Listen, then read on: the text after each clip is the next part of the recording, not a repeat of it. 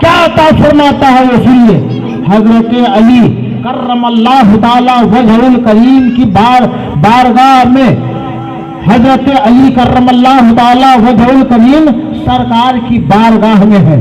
سرکار نے فرمایا اے علی صلاۃ الخیر پڑھ لیا کرو، صلاۃ الخیر پڑھ لیا کرو۔ حضرت علی نے عرض کیا یا رسول اللہ صلاۃ الخیر کیا ہے؟ تو سرکار فرماتے ہیں صلاۃ الخیر وہ نماز ہے کہ اللہ تبارک و تعالی اس نماز کی وجہ سے 300 حاجتیں پوری فرماتا ہے۔ سبحان اللہ، کہیے سبحان اللہ۔ 300 حاجتیں پوری فرماتا ہے، 300 حاجتیں، اور سرکار فرماتے ہیں 290 حاجتیں اللہ تبارک و تعالی آخرت میں پورا فرمائے گا اور 10 حاجتیں دنیا میں پورا فرمائے گا۔ سوچ لیجئے آپ کی وہ کون سی حاجت ہے جو دنیا میں 5 7 8 9 10 تک جو حاجت ہے وہ گن لیجئے اور سمجھ لیجئے کہ وہ کون سی حاجت ہے۔ 10 حاجتیں جو ہماری پوری نہیں ہو رہی ہے، اس رات میں وہ نماز ادا کر کے اللہ سے دعا مانگے تو دنیا میں آپ کی 10 حاجتیں اللہ پوری فرما دے گا اور آخرت میں 290 حاجتیں پوری فرما دے گا۔ وہ صلاۃ الخیر کی نماز کیسے ہوتی ہے سو میں آپ کو بتا دیتا ہوں۔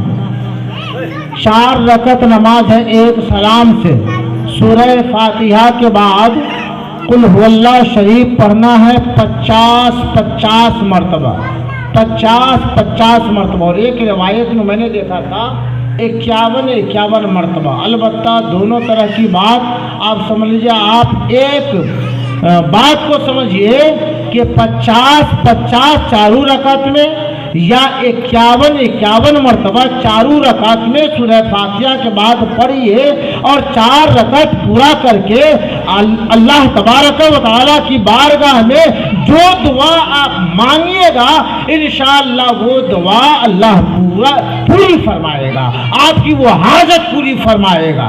میرے محترم بزرگوں اور دوستو، ایسے تو بہت ساری نمازیں ہیں، 2 رکعت کر کے آپ پڑھتے چلے جائیے، 10 رکعت پڑھیے، 20 رکعت پڑھیے، 50 پڑھیے، 100 پڑھیے، مگر جب آپ نفل نماز پڑھتے پڑھتے آپ جو ہے تھک جائیں اور سوچیں کہ اب جو ہے کوئی دوسری عبادت کرنی ہے تو قرآن پاک کی تلاوت کرنے لگیے۔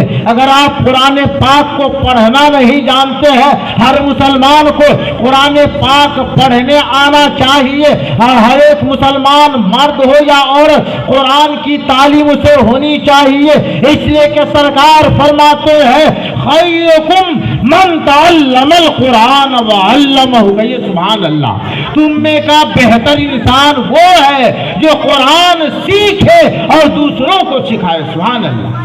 تم میں کا بہتر شخص وہ ہے جو قرآن سیکھے اور دوسروں کو سکھائے۔ قرآن پڑھنے آنا چاہیے، مگر جو قرآن پڑھنا نہیں جانتا ہے وہ اللہ کی تسبیح و تحلیل بیان کرنے لگے، سبحان اللہ پڑھتے چلے جائے، الحمدللہ پڑھتے چلے جائے، سبحان اللہ و بحمدہ سبحان اللہ العظیم پڑھتے چلے جائے، کلمہ طیبہ پڑھتے چلے جائے، لا الہ الا اللہ محمد الرسول اللہ، لا الہ الا اللہ محمد الرسول اللہ، لا الہ الا اللہ محمد الرسول اللہ۔ چاہے تو آپ ہلکی آواز میں بھی پڑھ سکتے ہیں، چاہے تو آپ جو ہے دل میں پڑھ سکتے ہیں، مگر اللہ کی تسبیح و تحلیل بیان جب آپ کر رہے ہوں گے اللہ تبارک و تعالی فرشتوں میں یہ جو ہے بات پیش کر رہا ہوگا کہ اے فرشتوں دیکھو میرا بندہ